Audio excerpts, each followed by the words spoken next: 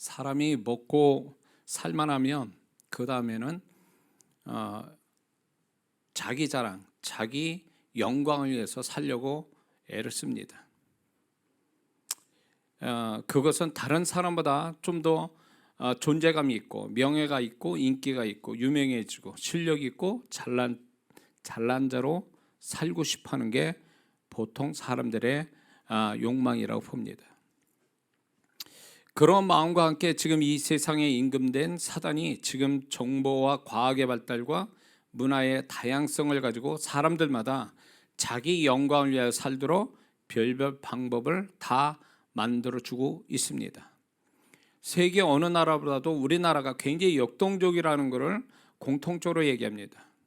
그래서 한국이 굉장히 그 속도감이 있는 나라에, 그래서 모든 유행이나 모든 것들이 세계 어느 문화보다도 우리나라가 굉장히 문화에 굉장히 앞서가는 민족입니다. 그런데 그런 것들 속에 다양한 어떤 또 발달된 다른 나라보다 더 발달된 문화나 어떤 정보나 과학들이 부작용도 있긴 있어요. 그런 것들이 너무 이렇게 발달되다 보니까 사람들마다 이제 다른 어떤 타 민족의 사람들보다도 자기 프라이드뿐만 아니라 자기의 어떤 영광을 위한, 자기를 위한 자기 자랑이 굉장히 강한 어떤 자존심이 강한 민족으로 비춰지게 돼 있죠. 요즘 사람들은 자기 자랑, 자기 영광을 위해서 자신을 드러내는 것을 부끄러워하거나 두려워하지 않는다라는 것입니다. 심지어는 사람들마다 욕을 먹는 것도 자기를 알리는 것이라고 생각해서 즐기고 있어요.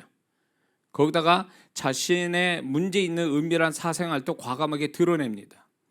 저는 이게 다른 민족보다도 우리나라 사람들만의 어떤 모습이라고 봅니다. 그것만큼 한국 사람은 성취욕, 상향의식, 그 다음에 자기 자랑, 자기 영광이 아주 강한 민족이라고 보는 거예요. 근데 이런 부분이 많은 부작용을 또 낳고 있습니다. 그래서 많은 사람들이 그 자기 자랑, 자기 영광을 취하여 살아가는 어떤 극단적인 것이 유튜브가 지금 발달되면서 유튜브에 별별 사람들이 다 이제 등장을 합니다. 심지어는 뭐 많이 먹는 사람, 뭐 심지어는 별것도 아닌 또 어떤 거는 너무나 사람들에게 혐오감 주는 그런 것들을 그냥 스스럼 없이 이렇게 다 유튜브를 통해서 나타나는 이 모든 것들이 문제는 있다. 이런 것들이 결국 그 근본적인 그렇게 하시는 분들의 내면에 뭐가 있냐면 자기 자랑, 자기 영광이에요. 누가 나를 좀 더 이런 부분에 알아줬으면 좋겠다라는 그런 마음 가지고 사는 거죠. 근데 이게 세상의 풍조인데 예수 믿는 사람이 바로 이런 풍조를 따라서 살아간다면 망하게 돼 있죠.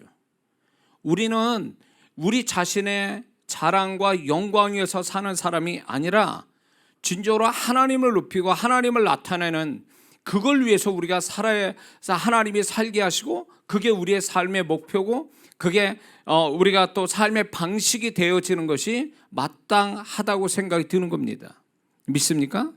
그러므로 예수 믿는 사람이 세상 사람같이 무엇인가 좀 더 자기가 돋보이고 사람들에게 존재감 있고 그러면서 뭔가 더 다른 사람보다 낫다라는 이런 어떤 자기 자랑, 자기 영광으로 살아간다는 것은 위험스럽다라는 거죠.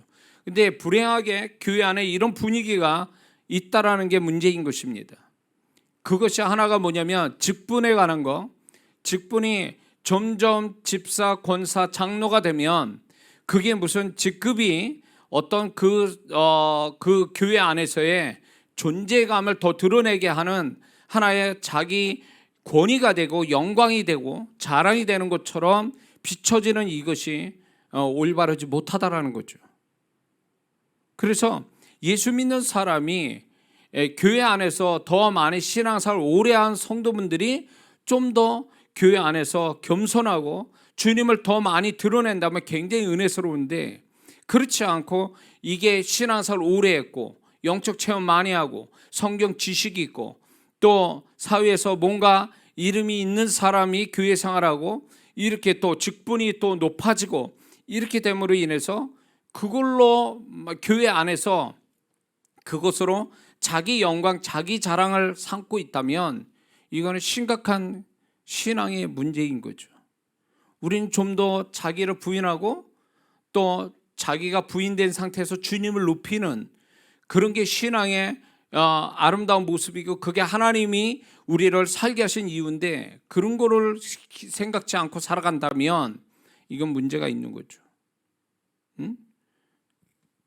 교회 안의 성도분들이 좀 더 자기 자신들이 좀 더 낮아진 마음으로 주님을 섬기려고 하는, 그래서 주님을 드러내게 하려고 하는 그런 모습으로 성도들이 그런 성도들이 많아질 때 교회가 아름답게 은혜스럽게 흘러가는데, 자꾸 자기 존재감을 드러낸다는 자체가 결국은 자기 자랑이고 자기 영광을 취하려고 하는 모습이거든요. 위험스럽습니다. 그런 것들이 교회 안에서 있게 되면 세상처럼 교회가 세상의 모습을 가지게 될 때 하나님의 역사, 하나님의 임재는 사라지게 돼 있다는 것입니다. 교회는 결국 두 가지가 우리한테 굉장히 중요한 것을 우리가 그거를 기억해 둬야 되는데, 하나님이 충분히 임재하실 만하냐는 거예요. 교회라는 그 현장과 성도들의 모임이 하나님이 기쁘게 임재하실 만하냐, 그분이 100% 하시고 싶은 대로 드러내고 싶어 하신 대로 다 드러낼 수 있는 교회의 모습이냐, 이게 굉장히 중요한 문제입니다. 또 하나는 성도들이 정말로 영적으로 연합하는 성도냐 이거예요. 연합되어지지 않는다면 교회의 중요한 본질을 잃어버린 것과 같습니다. 교회는 다양성 속의 연합이거든요. 나이나 성별이나 배우고 못 배우거나 가지거나 못 가지거나 이런 걸 초월해서 주님 말씀 이거로 인해서 하나가 되어지는, 연합이 되는 거, 이게 진정한 교회의 모습이거든요. 그러므로 저는 이 두 가지가 교회 안에 너무나 중요하기 때문에 이 두 가지를 해친다면 그 어떤 성도도 용납하지 않죠. 왜냐하면 주님도 그걸 용납하지 않을 거라는 거죠. 그렇기 때문에 우리는 하나님이 임재하실 만한 교회, 그리고 우리가 모든 걸 초월해서 연합하는 교회, 이렇게 되려면 중요한 것은 자기 부인이 돼야 되고, 자기 자랑이나 자기의 어떤 영광이 사라지는, 자기 부인이 돼서 주님만 드러내려고 하는 그 모습이 전제가 돼야 된다는 것입니다. 믿습니까? 그러므로 우리 예수 믿는 사람은 우리가 세상을 살아갈 때 우리가 돈 벌면서 살아가는, 우리가 먹고 살기 위해서 살기를 하지만 그것이 하나님이 우리를 살게 하신 궁극적인 목적은 아니에요. 우리를 호흡하게 하신 거, 내가 건강하게 잘 사니까 지금 내가 이렇게 호흡하고 사는 것 같지만 하나님이 나를 호흡하게 하셔서 나는 지금 살고 있다라는 이런 태도를 가지고 살아야 될 줄을 믿습니다. 하나님이 그러면 왜 나를 살게 하고 있을까? 왜 호흡하게 하시는가 지금? 그럴 때 오늘 본문이 그 대답이, 하나님이 그걸 명확하게 말씀합니다. 이 백성은 나를 위하여 지었나니 이는 나를 높이기 위한 나의 영광을 찬송하게 하려 함이니라. 그러므로 우리가 지금 살아있다라는 게 뭘 의미하는 줄 아세요? 하나님이 아직 나에게서 영광을 받으실 것이 아직 남아있다는 증거예요. 우리가 건강하니까 살아있는 게 아니에요.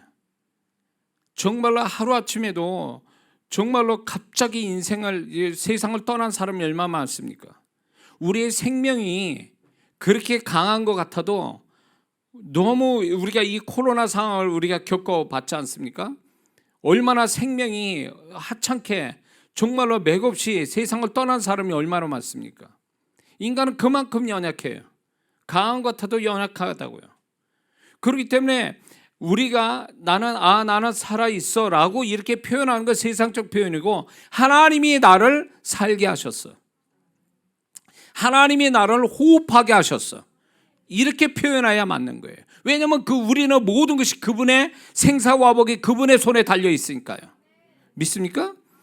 그러므로 우리가 정말 그 하나님을, 나의 모든 걸 결정을 짓는 그 하나님이라면 오늘 내가 살아 숨쉬고 있는 이것이 하나님의 어떤 나를 향한 기대감이 있기 때문에 나를 살게 하셨다, 그거예요. 그게 뭐겠습니까? 하나님이 나를 통해서 영광을 받고 싶어 하시는 거. 그게 뭔가가 있어요. 각자에게 다 있어요. 그러니까 지금 살아있는 거예요, 지금. 그러므로 예수 믿는 사람이 죽음이라는 의미가 뭔 줄 아십니까? 죽었다라는 얘기는 저 사람이 이제 하나님 앞에 하나님이 영광 받으시고 다 받아서 천국에서 안식하게 하셨다라는 뜻이에요. 믿습니까? 그렇기 때문에 우리가 지금 하나님이 나를 살게 하신 이유는 하나님을 높이고 하나님을 영광을 드러내기 위해서 살게 하셨으니 우리는 그게 삶의 1순위가 되어야 되고 그게 삶의 목표가 되어야 된다는 것입니다. 할렐루야. 그렇다면 믿는 자는 어느 곳까지도 하나님을 높이며 살아야 될까요? 오늘 고린도전서 10장 31절에 그 말씀합니다. 먹고 마시는 것조차도 하나님의 영광을 위하여 하라고 말씀하고 계십니다. 이 말씀은 먹고 마시는 건 우리 일상에 가장 하찮은 것이며 일상적이면서도 또 먹고 마시는 것이 가장 우리가 살아 생존하는 데 중요한 거죠. 그러므로 하나님이 우리에게 말씀하는 것은 우리가 큰 일 가지고 하나님께 영광 돌리는 게 아니라 우리가 일상을 통해서 우리가 작은 것 가지고도 하나님을 높이는 것이 바로 하나님이 영광 받으시는 그런 모습이라는 사실을 잊지 말아야 될 줄 믿습니다. 우리가 그래서 살아있으면서 먹고 마시는 것뿐만 아니라 더 나아가서 우리의 인생의 마지막 죽음마저도 하나님을 높여야 되는 것이 우리 인생이라는 것을 우리는 분명히 알아야 됩니다. 주님이 베드로에게 하신 말씀을 이렇게 말씀하신 적이 있습니다. 요한복음 21장 18절 19절에 내가 진실로 진실로 내게 이르노니 젊어서는 네가 스스로 띠띠우고 원하는 곳으로 다녔거니와 늙어서는 내 팔을 벌리리니 남이 내게 띠띠우고 원치 아니하는 곳으로 데려가리라. 이 말씀을 하시면 베드로가 어떠한 죽음으로 하나님께 영광을 돌릴 것을 가르치심이로라. 주님은 베드로의 죽음조차도 하나님이 영광이 되게 하셨습니다. 그걸 예언하고 계신 거죠. 이게 믿는 자의 마지막 모습이 되어야 됩니다. 죽음마저도 하나님이 영광이 되게 하는 것. 그것이 그러므로 베드로의 그의 죽음마저도 하나님이 영광이 될 만큼 존귀한 인생과 끝이었다라는 것을 베드로의 모습을 통해서 우리에게 말씀하고 계십니다.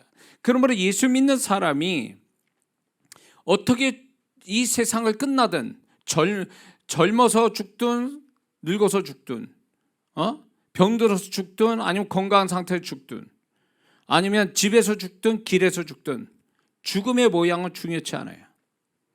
과연 그 사람이 정말 말씀을 잘 지키고 성실하게 신앙생활을 하는 가운데 그가 정말로 죽음을 맞이했다면 그 죽음조차도 하나님께 영광이 된다, 그겁니다. 그러나 우리가 기억해야 될 게 우리가 신앙생활 제대로 하지 못하고 죄 짓다가 죽으면 그 죽음은 하나님께 수치예요. 본인의 수치뿐만 아니라 우리의 인생을 구원하시고 영광 받으시고자 하는 하나님 앞에 수치가 된다는 걸 잊지 말아야 됩니다.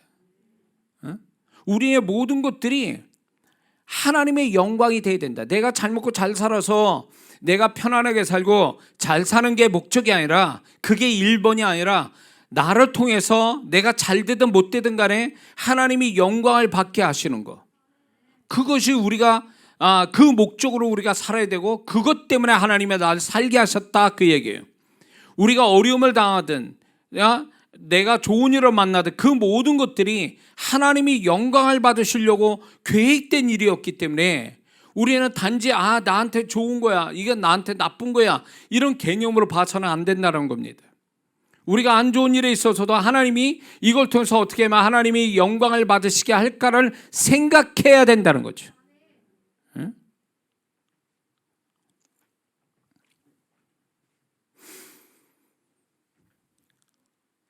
만약 믿는 자가 하나님이 영광을 나타내지 않고 높이지 않고 오히려 하나님이 베푸신 은혜를 하나님이 받으신 영광을 자기 자랑 자기 영광으로 취한다면 어떤 일이 벌어질까요? 한 사건이 극단적 사건이 성경에 기록됩니다.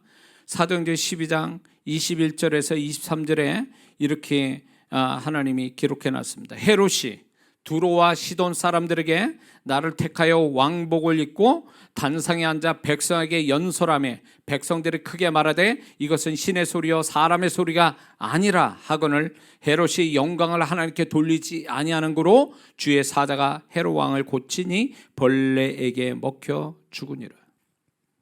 마땅히 하나님이 영광 받으실 것을 하나님께 영광 돌리지 않고 자기 영광으로 취하고 자기 자랑으로 삼은 이 헤롯이 결국은 징계를 받되 죽음으로써 그의 생명이 끝났다라는 거죠. 그 사건 하나로.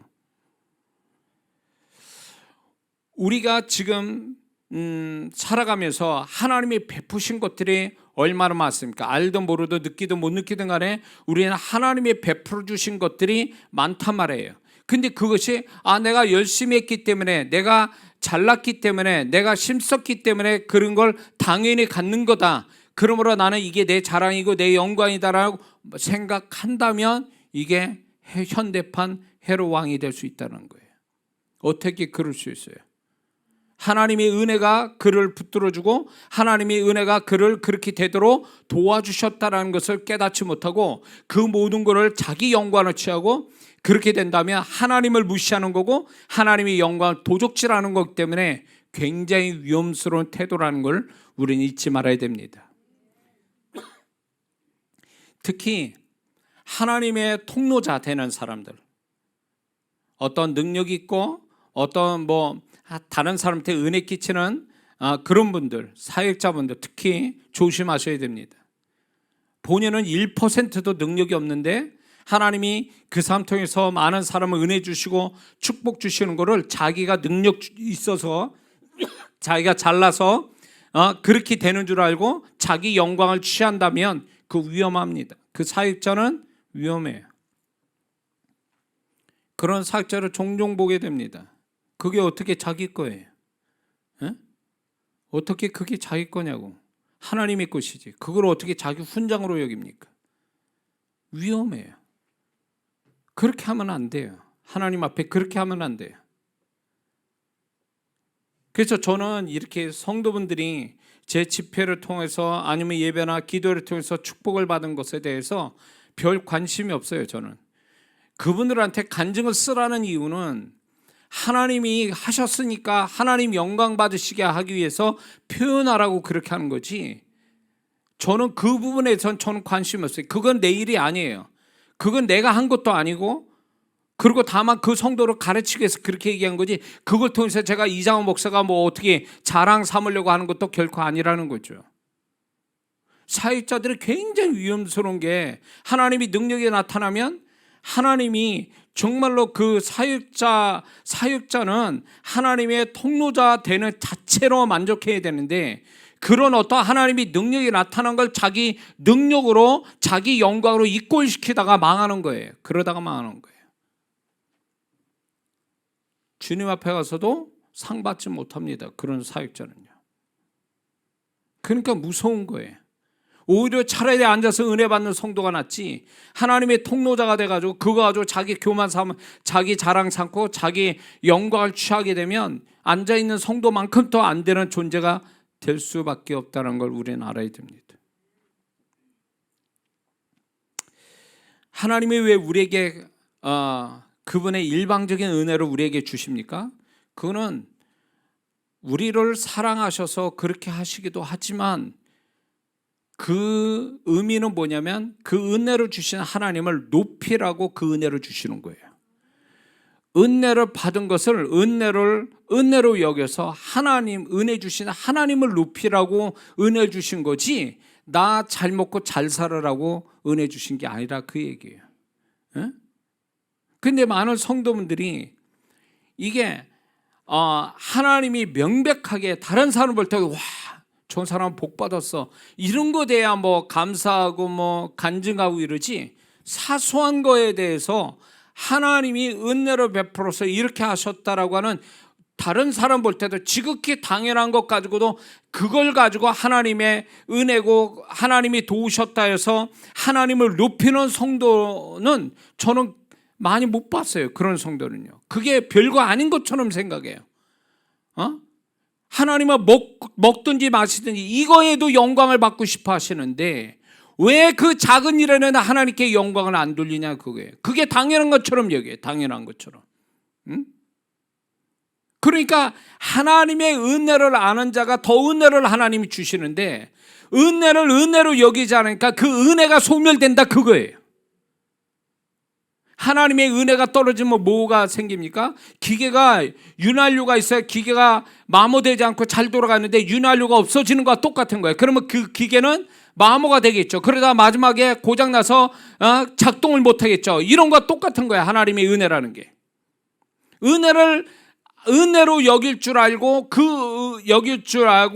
또 그 은혜를 표현해야 하나님께서 더 은혜 주시고 그 은혜를 고마워할 줄 아는 자가 하나님의 영광을 돌리게 하는 건데 은혜로 여기지 않는 사람들, 그래서 감사도 없는 영혼들, 하나님의 은혜가 점점 소멸된다는 걸 아셔야 돼요. 왜 나는 하나님의 은혜가 과거만큼 그렇게 많이 없지? 왜 은혜가 점점 작아지지? 라고 한다면 은혜를 통해서 하나님께 영광을 돌리지 않아서 그런 거예요.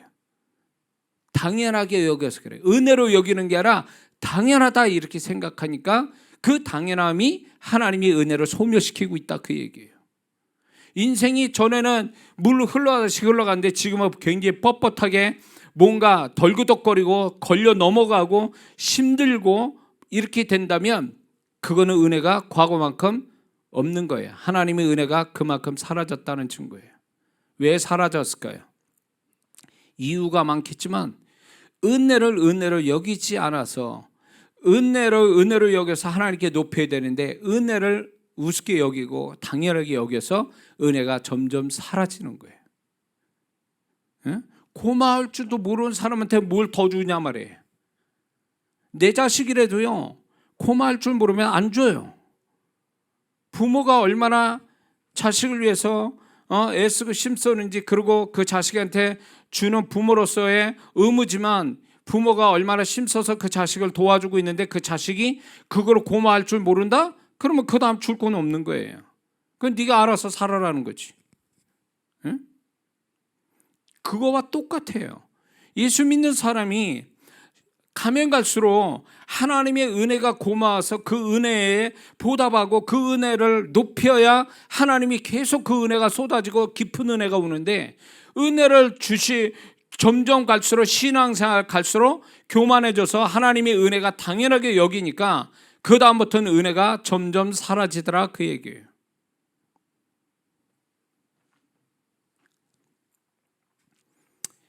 왜 하나님이 나한테 과거 같은 하나님이, 과거와 현재의 하나님이 다를까? 똑같은 하나님인데 나에게 있어서는 과거의 하나님하고 현재의 하나님이 다른 이유는 본인이 과거와 현재의 하나님을 대하는 태도가 달라졌기 때문에 그런 거예요. 응? 하나님에 대한 태도가 달라졌기 때문에 하나님의 은혜나 축복들이 다 달라진 거예요. 하나님 탓할 거 없어요.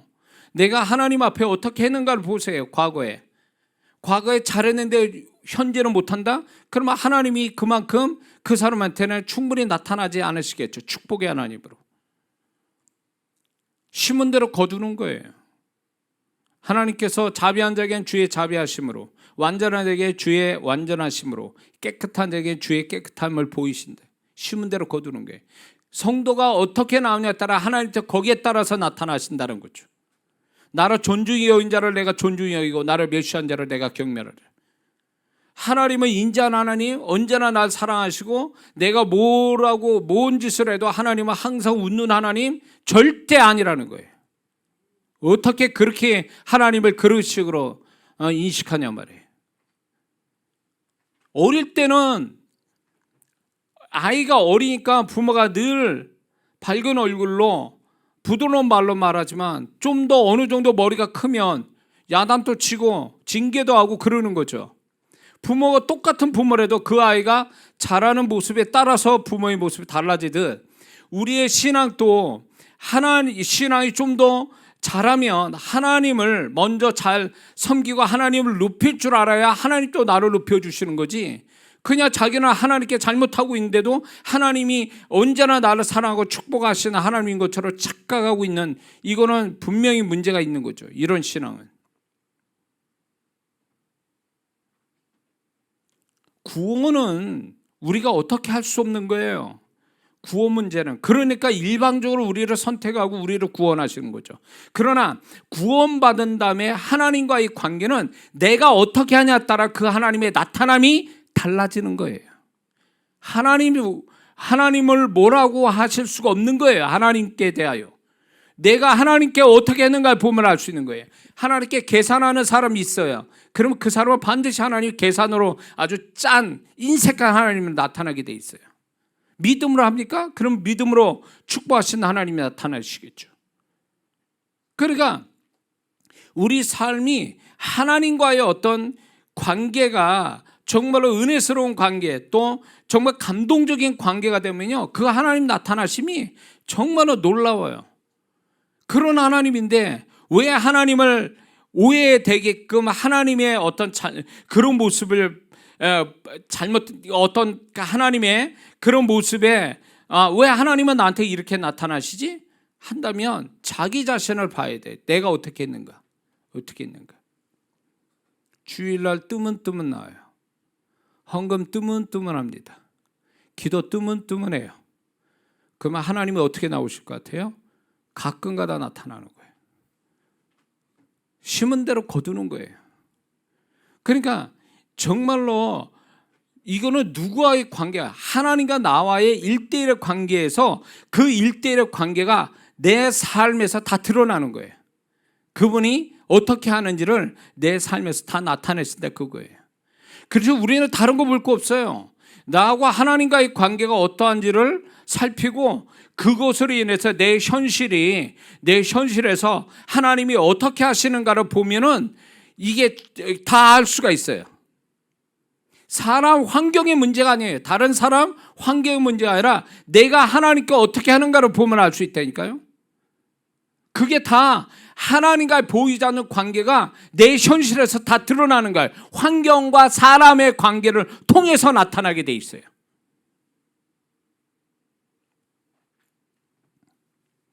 이 하나님과의 관계를 세밀하게 가져야 이게 진짜 신앙인데, 하나님과 세밀한 관계도 갖지 못하고 하나님과 관계도 뜨문뜨문하고, 그리고 멀리 있는 먼 곳에 계시는 하나님을 상대하는 성도라면 하나님과의 관계에서 나타나는 자기 현실을 분별하지 못하죠. 왜 자기 현실을 그래야 되는지, 왜 그렇게 돼야 되는지. 하나님과 세밀한 관계, 막힘없는 세밀한 관계를 갖게 되면요, 그 사람 삶은 하나님이 철저하게 지키세요. 철저하게 다스리시고 철저하게 이끌어 가시는 그분의 손길을 보게 된다고요. 그러면 사람이나 다른 사람이나 환경이 중요치 않아요. 왜? 하나님과의 관계에서 다 나오는 거니까. 다른 사람은 몰라요. 왜 저 사람이 저런 삶을 사는지는 모르지만 본인은 알아요. 내가 하나님과의 관계가 그렇기 때문에 그 관계가 현실에서 나왔다는 것을 본인은 알고 있다고요. 본인은. 근데 본인이 알지를 못해. 환경이 왜 그래야 되고, 그런 상황이 생기고, 왜 다른 사람이 왜 그래야 되는지를 이유를 몰라요. 왜? 하나님과 관계에서 발견하지 못했으니까. 하나님과의 관계가 곧 그 사람이 현실에서 다 드러난다니까요.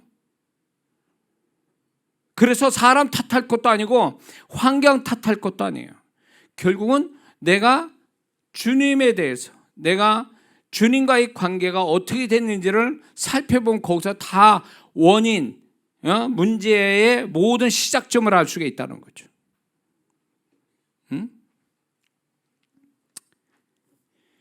제가 주님과 이렇게 소통과 관계에서 뭔가 내가 찜찜하고 주님이 나를 바라보실 때 찜찜하게 바라보시면요, 현실에서 바로 나타나요. 그게 여러 가지 형태로. 그래서 저는 제 삶에서 이렇게 흘러가다가 뭔가 좀 석연치 않는 어떤 삶의 문제가 생기면 이제 그게 아주 저는 익숙해졌는데, 그걸 보는 게 아니라 내가 주님 앞에서 뭔가 막힌 것이 있는가, 묶인 게 있는가, 아니면 뭔가 잘못되어 있는가를 뒤져보면 거기서 다 답이 나와요. 그러면 그거 해결하면 이것도 해결이 같이 되는, 여러분들도 경험하시길 주의 이름으로 축원합니다.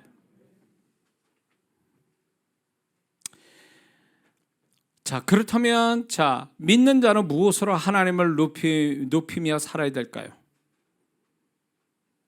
아까 지금 얘기한 고린도전서 10장 31절처럼 우리가 어떤 작은 일에도 먹든지 마시든지 이런 부분의 일상적인 거, 작은 일에도 하나님을 높이는 어떤 모습을 가지고 살아야 된다는 것을 분명히 말씀해 주고 있습니다. 큰 것만 가지고 하나님을 높이는 게 아니에요. 그래서 어떻게 보면 먹든지 마시든지 이 말씀에 의해서 식사 기도가 여기 나오는지도 몰라요. 식사 기도를 해야 되는 이유가, 예? 식사 기도가 나 잘 먹고 건강하게 해주세요라고 하는 기도입니까? 식사 기도하는 그 자체가 하나님께 영광이 되는 거 아니냐 말이죠. 그러면 여러분들 식당에 가서 식사 기도 합니까? 하신 분도 있겠죠. 안 믿는 사람들 속에서 식사 기도 합니까? 혼자라도 여럿이 있으면 어떻게 합니까?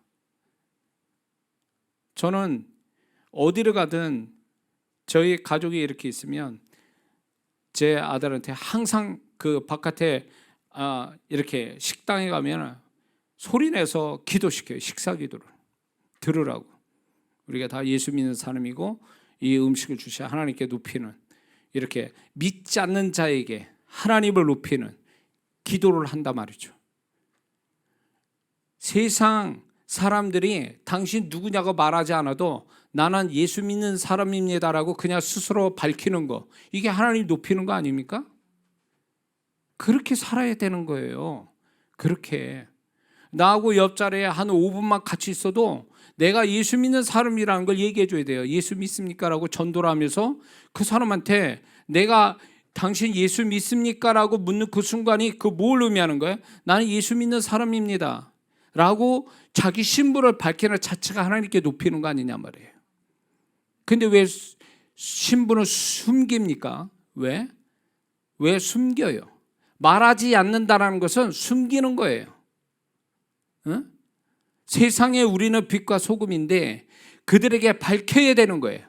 드러내야 되는 사람이에요, 우리는. 그러면 어디서나 우리는 그거를 나의 존재를 드러내는 거. 내가 세상에 어느 직장의 누군가가 아니라 내가 남자고 여자고 내가 나이 몇 살, 그게 아니라 내가 하나님에 속한 사람이라는 것을 세상 사람한테 드러내는 그 자체가 하나님께 영광이 된다는 걸 잊지 말아야 될 줄 믿습니다. 재밌는 건요, 제가 전도할 때 과거에 열심히 전도할 때 미쳐가지고 전도할 때 그 목욕탕에서 전도하기가 제일 좋더라고요. 목욕탕에서 이제 때를 미뤄 온 사람들이잖아요. 그러니까 이 때를 죄에다 비유해 가지고 이제 제가 막 외치고 목욕탕에서 외치고 전도했던 기억이 있습니다. 그리고 이제 한증막에 들어가잖아요. 사우나시에 딱 들어가면 일단 누가 들어왔다면 무조건 손을 잡고 안 내보내줘요. 이렇게 나도 죽겠지만 그분도 죽을 맛이죠. 근데 딱 붙들고 손목을 딱 잡고 이제 지옥을 설명하는 거죠. 그러면 아주 뭐 기가 막힌 거예요. 제가 그래서 한증마에서 예수님 영접시킨 분이 몇 분 됩니다. 딱 잡아가지고 복음 전하고 지옥은 이렇습니다. 이거보다 더합니다. 이건 수증기지만 거기는 불로서 고통을 받는 데라고 이렇게 해놓고 예수님 영접해야 여기를 나갈 수 있습니다. 나도 죽겠죠, 막 그냥 숨이 차고. 그래서 예수님 영접시킨 기억이 있습니다. 그러니까 어떻게든지 내 주변에 누가 오랫동안 좀 있으면 나는 예수 믿는 사람입니다, 이 자체가 하나님 앞에 영광이 되는 거예요. 하나님을 높이는 거예요. 내가 예수 믿는 사람이다 하면 그 사람들은 뭘 기억할 것 같아요? 하나님을 기억한단 말이에요. 하나님을. 그러니까 하나님을 높이는 거죠, 우리가 그걸 모습으로. 할렐루야. 또 무엇으로 하나님을 높이며 살아야 됩니까? 감사. 10편 50편 23절에 감사로 제사를 드린 자가 나를 영원하게 하리니. 감사는 하나님이 우리에게 베풀어 주신 것들을 우리가 알아들이고 고마워하는 긍정적 태도가 감사예요. 그래서 어려울수록 감사를 잘할 때 그것이 하나님을 더욱 높이는 겁니다.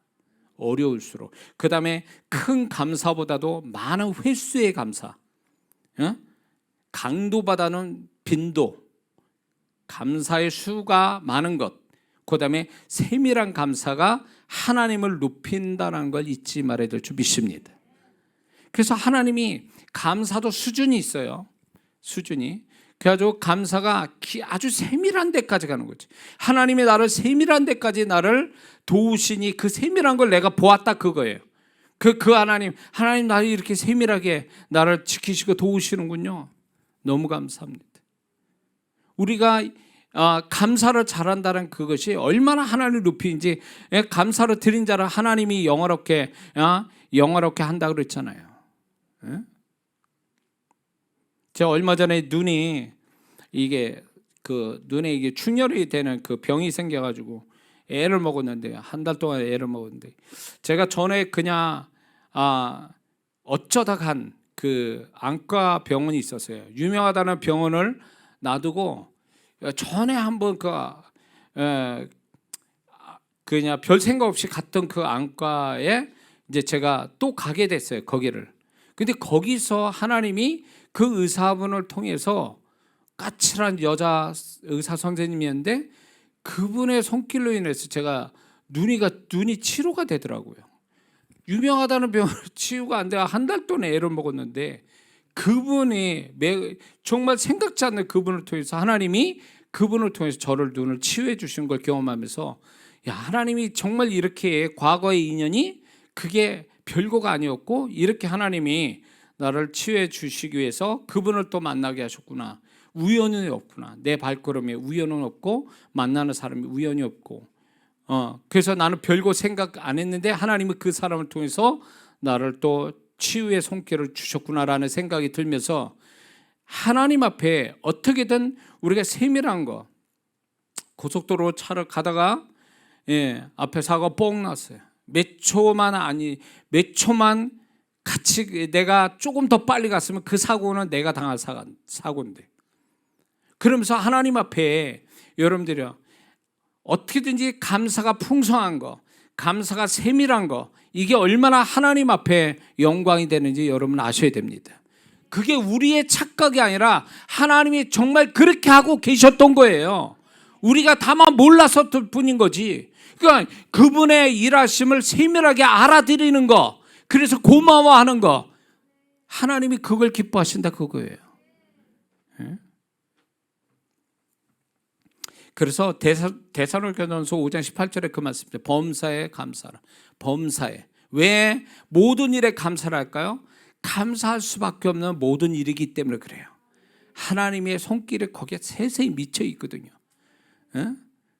아파도 문제가 생겨 다 보면은 그 속에 하나님이 왜 그런 일을 허락하시고 또 그런 속에서도 또 나를 돕고 계시는, 이렇게도 감사 저렇게도 감사할 것들이 너무 많다 그거죠.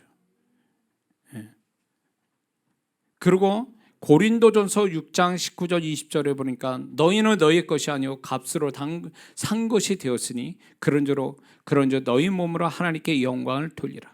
우리 몸으로 하나님께 영광을 돌려라 그렇게 말씀해요. 그러면 우리 몸으로 하나님께 영광 돌린다는 게 뭡니까? 그것은 하나님을 위한 의의 도구로 몸을 쓰는 겁니다.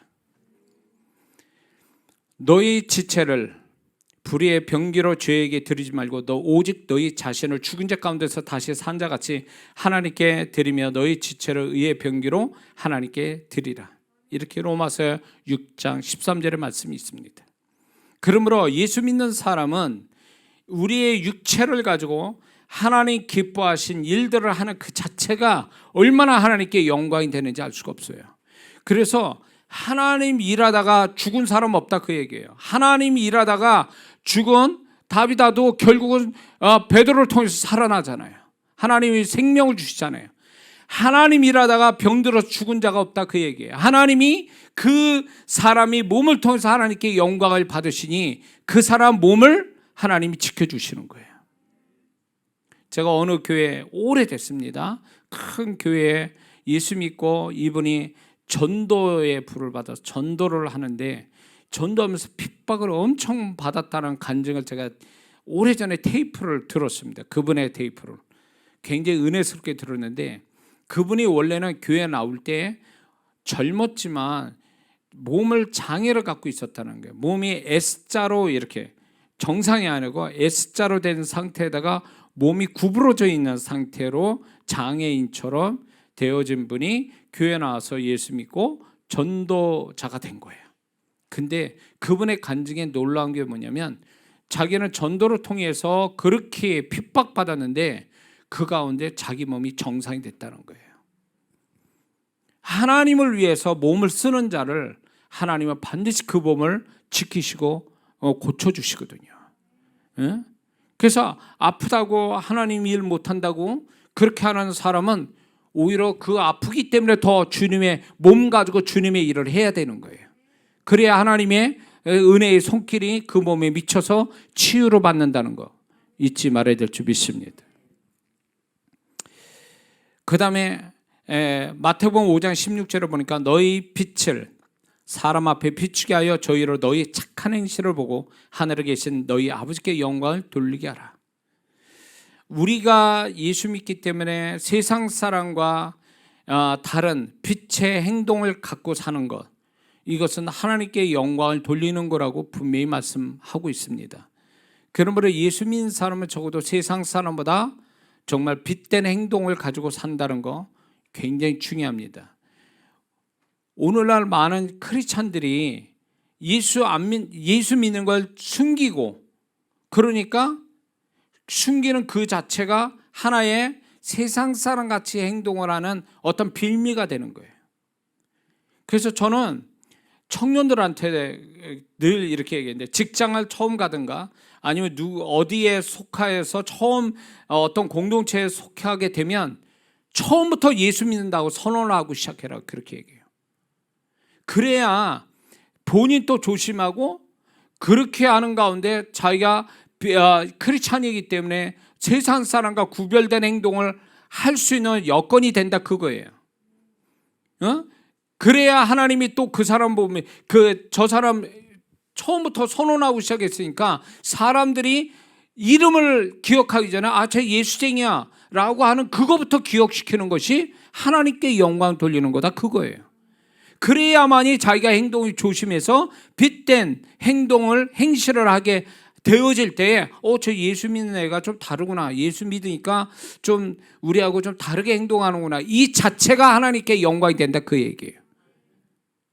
오늘날 우리 세상이 지금 우리가 사는 이 한국 땅이 어둡고 죄가 많은 것은요, 예수 믿는 사람이 스스로 나는 예수 믿는 자라고 고백하지 않고 빛된 행실을 가지지 않으니까 이 지경이 된 거예요. 빛이 있으면 어두움은 자연히 사라지게 돼 있어요. 믿습니까?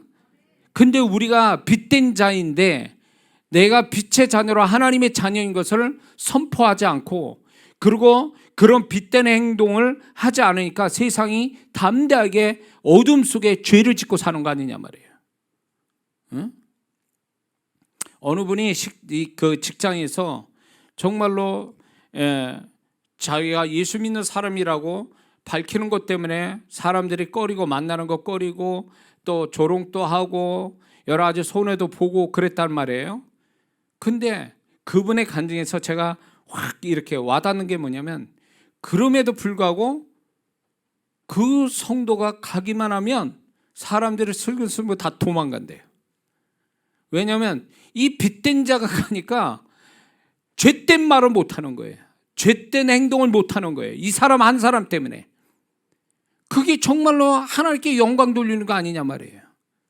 믿습니까? 욕을 하고 조롱하고 그런데도 불구하고 그 크리스찬, 그 성도가 크리스찬 빛된 사람이니까 그 사람이 가면 그 사람들끼리 속닥거리면서 이렇게 어두운 이야기 하는 것을 스톱한다니까. 본인들이 스스로 빛이 오니까 자신들이 어둠이 드러나니까 부끄러워서 도망가더라, 그 얘기예요. 예? 얼마나 멋있는 성도냐 말이에요. 우리가 그렇게 살아야 되는 거 아니냐 말이에요. 그래서 하나님이 높임받게 해야 되지 않느냐 말이에요. 할렐루야. 그다음에 우리는 요한복음 14장 13절에 너희가 내 이름으로 무엇을 구하든지 내가 시행하려니 이는 아버지로 하여금 아들로 인하여 영광을 얻으시게 하려 함이라. 시편 50편 15절에 보니까 환난 날에 나를 부르라. 내가 너를 건지리니 내가 나를 영원롭게 하리라. 기도가 하나님을 높인다는 거예요. 우리는 이렇게 생각해요. 기도는 내가 지금 급하니까 하나님 도와달라고 하는 하나의 하소연처럼 인식하는 자체는 기도의 개념을 잘못 알고 있는 거예요. 기도한다라는 것은 하나님의 뜻이 이 땅에 이루어지게 하기 위한 기도의 하나의 기도도 하나님을 위한 사역이란 말이에요. 개인적 사역. 그렇기 때문에 기도한다라는 것은 결국 하나님을 높이는 거예요. 기도 자체가 하나님을 높이는 거예요.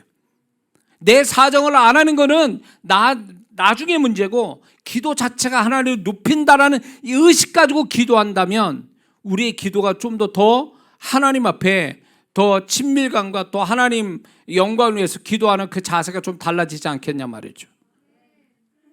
그래서 우리는 기도하는 일을 쉬지 말아야 돼요. 기도 안 한다, 그 사람 기도를 통해서 하나님 영광 받으시는 것을 스톱한 사람이에요.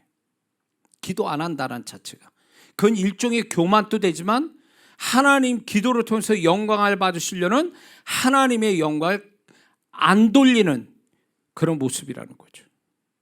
우리는 하나님을 어떻게든지 많이 하나님이 영광 받으시게 해야 내가 은혜가 되고 축복이 되는 건데, 하나님께 영광을 돌리지 않는다는 것은 그거는 우리가 살아야 될 이유를 하나님이 찾지 못한다는 거죠.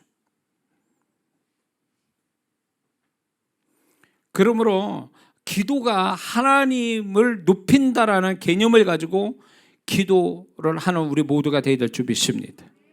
또한 요한복음 17장 4절을 보니까 예수님의 기도가 이런 기도가 있습니다. 아버지께서 내게 하라고 주신 일을 내가 이루어 아버지를 이 세상에서 영원롭게 하였사오니.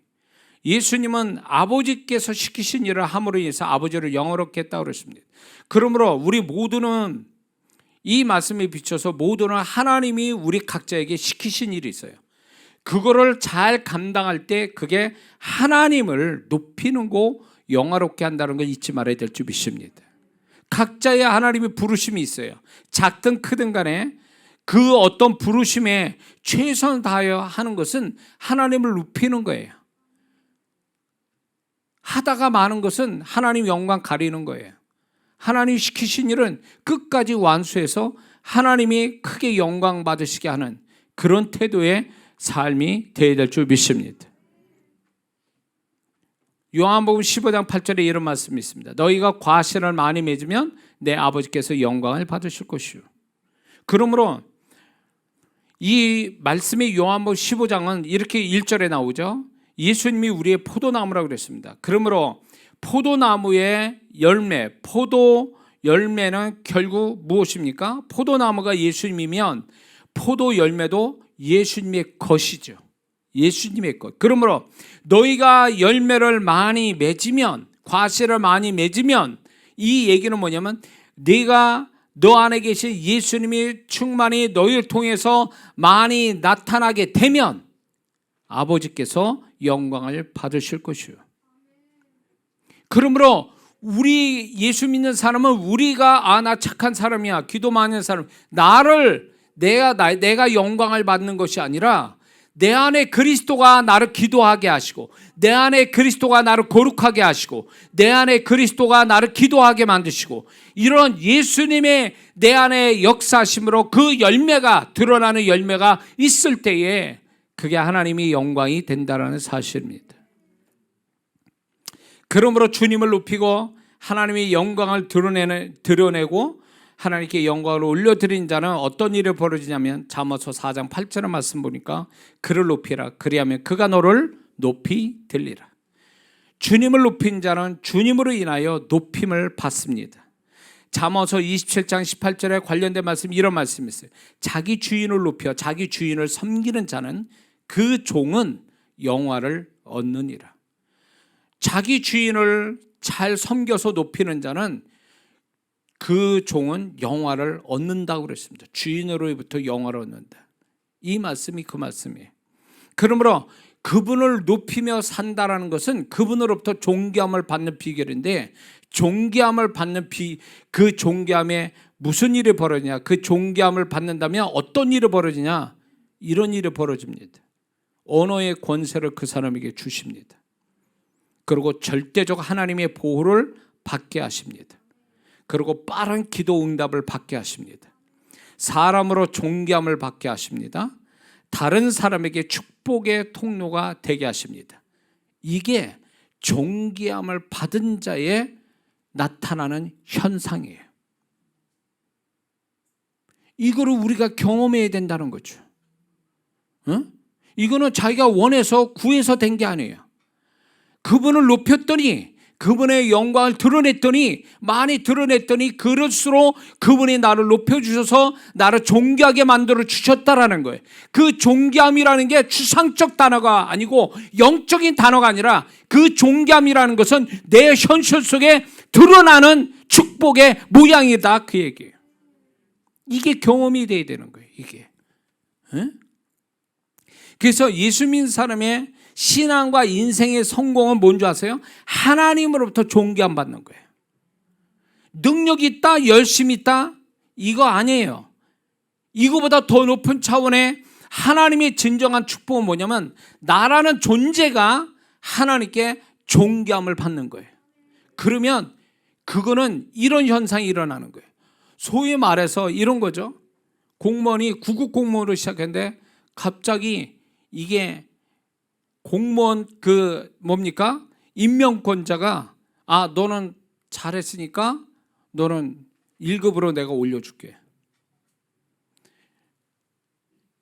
아신 분은 아실 거예요. 정치계에서 어느 분이 저 지방에 군수에 지나지 않았던 그분이 그 임명권자에게 눈에 들어서 그분이 장관이 됐다는 얘기. 아신 분은 아실 거예요. 그분이 누군지. 그런 분이 있었어요.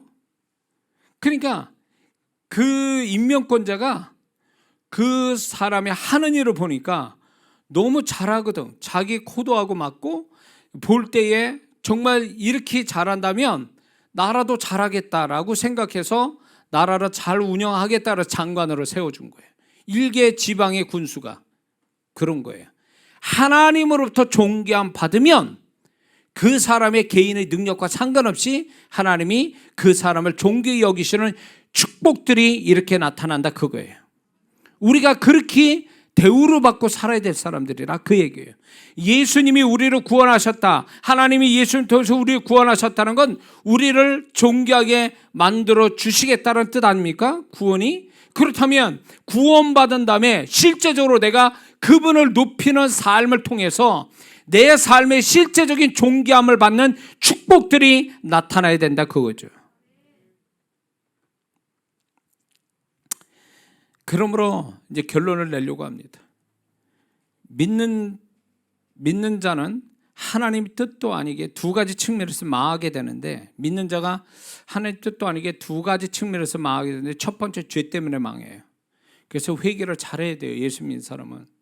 두 번째는요, 오늘 이 말씀에 어떤 서두에도 말씀드렸지만 자기만을 위해서 살려는 것, 그 다음에 자기 영광을 위해서 사는 것, 이것 때문에 망하는 거예요. 하와가 왜 망했습니까? 창세기 3장 5절을 보니까 이런 말씀이 있어요. 너희가 이제 그 사단이 속이죠. 하와를 띄워줍니다. 너희가 그것을 먹는 날에는 너희 눈이 밝아져 하나님같이 되리라. 그러니까 이 하나님같이 된다라고 하는 이 말에 하와는 아마 눈이 확 돌아갔을 거예요. 그게 자기 최대의 영광이잖아요. 인간으로서 하나님같이 된다라는 이 말이 얼마나 대단한 거예요. 그러니까 이 하와는 그런 어떤 사단의 속임수에 넘어가 자기 영광을 취하려고 선악과를 따먹었지만 자기 영광이 아니라 자기 멸망이죠.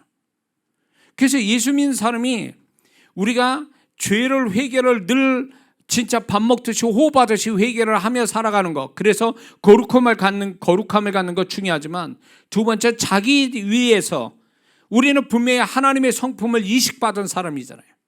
하나님의 성품이 뭡니까? 우리를 위해서 예수 그리스도까지 주신 하나님이잖아요. 그런 하나님의 성품을 우리가 받았는데 우리는 이타적인 삶을 살라라고 하나님의 우리 안에 거하시고 그런 삶을 세팅해 놨는데 우리가 나 자신만을 위해서 나 자신의 유익과 이기적인 마음으로 살아간다면 예수 믿는 사람은 인생 끝난 거예요. 하나님 계획과 전혀 다르게 살게 되는 거죠. 그리고 자기 영광을 위해서 산다?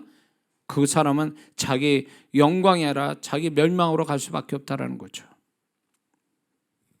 그래서 예수 믿는 사람은요, 신앙생활 잘한다는 건 결국 가면 갈수록 자기 부인이 되고 자기 부인이 된다 그거예요. 자기를 소멸시키는 자, 자기는 없고 오직 주님만 나타내는 자, 이게 신앙생활 잘하는 사람이에요. 능력 있고 지식 있고 체험이 있으면 뭐하냐고. 그 사람이 더 잘났다고 자기를 드러내고 있는데 이 사람은 잘못된 사람이에요. 응? 우리가 신앙생활 하면 할수록 자기가 부인이 돼야지. 자기를 드러내고 자기 자랑으로 간다면 이 사람은 이미 정말 잘못된 길을 가고 있는 겁니다. 예수님이 결국은 당신을 부인하고 결국 우리 위해서 십자가에서 죽으신 분이잖아요. 그리고 주님이 또 이렇게 말씀하세요. 너는 나를 따라오너라. 어떤 모습을 따라가야 되는 거예요? 결국은 당신 자기 자신을 부인하고 십자가에서 죽음까지도 우리 위해서 내던지시는 그 주님의 모습을 따르라는 거 아니에요. 그게 진정한 예수 그리스도의 삶이잖아요. 그래서 우리가 하나님을 높이며 살려고 몸부림칠 때 그것이 진정한 축복이라는 거 우리는 분명히 알아야 될 줄 믿습니다. 그렇게 할 때에 예수님 통해서 그 결과가 어떠한지는 빌립보서 2장 6절에서 11절의 말씀을 우리에게 들려주십니다. 그는 근본 하나님의 본체시나 하나님과 동등됨을 취할 것을 여기지 아니하시고 오히려 자기를 비워 종의 형체를 가지사 사람들과 같이 되셨고 사람의 모양으로 나타나사 자기를 낮추시고 죽기까지 복종하셨으니 곧 십자가에 죽으심이라. 예수님이 십자가에 죽으심으로 하나님이 계획하신 우리를 향한 구원을 이루어 드리고 하나님의 의를 이루어 드림으로 인해서 하나님을 높였다 그거예요. 죽으심으로 하나님의 의를 드러내 성취하고 우리의 구원을 이루신 그분이 그걸로 통해서 십자가 쳐서 하나님을 높였습니다. 그 결과가 뭡니까? 그러므로 하나님이 그를 지극히 높여 모든 이름에 뛰어난 이름을 주사 하늘에 있는 자들과 땅에 있는 자들과 땅 아래에 있는 자들로 모든 무릎을 예수님의 이름에 꿇게 하시고 모든 입으로 예수 그리스도를 주라 시인하여 하나님 아버지께 영광을 돌리게 하셨느니라. 예수님의 이 결말이 오늘 또 우리가 하나님을 높이며 살아가는 자의 결말을 이 예수님 통해서 우리에게 보여주셨다는 걸 잊지 말아야 될 줄 믿습니다. 그러므로 우리는요, 우리를 높이려고 살아가는 자들이 아니에요. 우리 영광, 어떤 자기 자신을 위한 삶, 그게 아니라는 거예요. 그러려고 우리가 살게 하신 게 아니라는 거예요.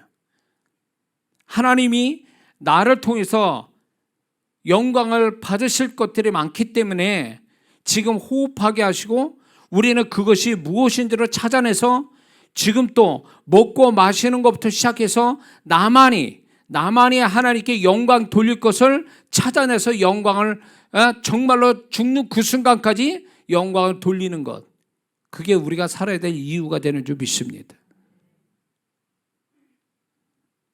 저는 어떤 사람들 그럴 거예요. 죽음의 고비가 저도 돌이켜보면 그 몇 번 있었단 말이에요. 그런데 지금 또 돌이켜보면 그때 죽을 수도 있었겠다. 근데 내가 그분의 은혜로 내가 살았다라는 생각이 드는 사건이 몇 개가 있습니다. 저에게도 인생 속에. 근데 저는 지금 이렇게 이 나이 돼서 가만히 생각해 보면 하나님이 여전히 나에게 기대를 하시고 하나님이 영광 받으실 나만이 돌릴 수 있는 하나님 영광을 돌릴 수 있는 나에게 기대하신 그 뭔가가 있어서 지금 나를 살게 하셨다라는 게 더 확신처럼 제가 가지고 있어요. 목사면서 목회뿐만 아니라 나만이 하나님께 영광 돌릴 수 있는 그 무엇 때문에 나를 지금 살게 하고 계신구나 라는 걸 깨닫게 됩니다. 지금 앞으로도 그럴 것 같아요. 내 인생이 언제 끝날지 몰라도 하나님이 영광을 받으실 일들이 계속 있다면 저를 살게 하실 거고, 하나님이 영광을 더 이상 받으실 것이 없다라면 그때가 제 인생 끝이겠죠. 누구나 다 그럴 거예요. 그래서 여러분들이 지금 코로나 때문에 여러 가지 생각들이 많을 겁니다. 자신의 삶을 위해서 여러 가지 고민이 있고 모든 게 있을 거예요. 그러나 그거보다 먼저 생각해야 될 게 뭔지 아십니까? 바로 이거예요. 하나님이 왜 나를 살게 하셨지? 내가 이런 상황에서 하나님 뭘로 영광을 받으시려고 하지? 그러면 그걸 잘 모른다면 처음부터 작은 것부터 시작하는 거예요. 먹고 마시는 것부터 하나님께 영광을 돌리는 것부터 시작해야 됩니다. 그래서 이제 다른 사람이 아니라 나만 하나님께 영광 돌릴 수 있는 그 무언가를 찾아가는 거죠.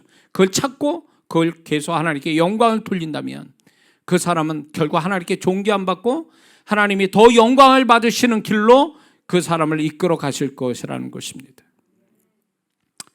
그래서 오늘 우리가 살아가면서 여러 가지 문제가 있지만 그게 중요한 게 아니에요. 그걸로 매달려 살아서 나 결국 그렇게 매달려 사는 이유가 뭐예요?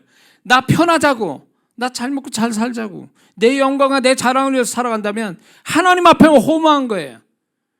하나님이 보실 때 너는 더 이상 나한테 영광을 돌리지 않는구나, 딱 그분이 판단하시면 그날이 그의 인생이 끝나는 날이겠죠.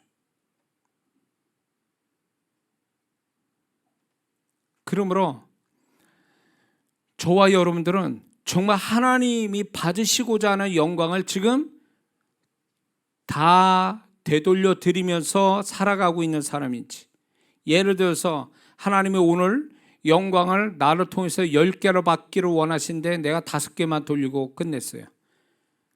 그러면 5가지를 하나님께 영광을 돌려야 되는데 돌리지 못한 것이라면 그 사람은 최선의 삶을 산 건 아닙니다. 최선의 삶이라는 것은 하나님이 나를 보시면서 만족해 하시는 거죠.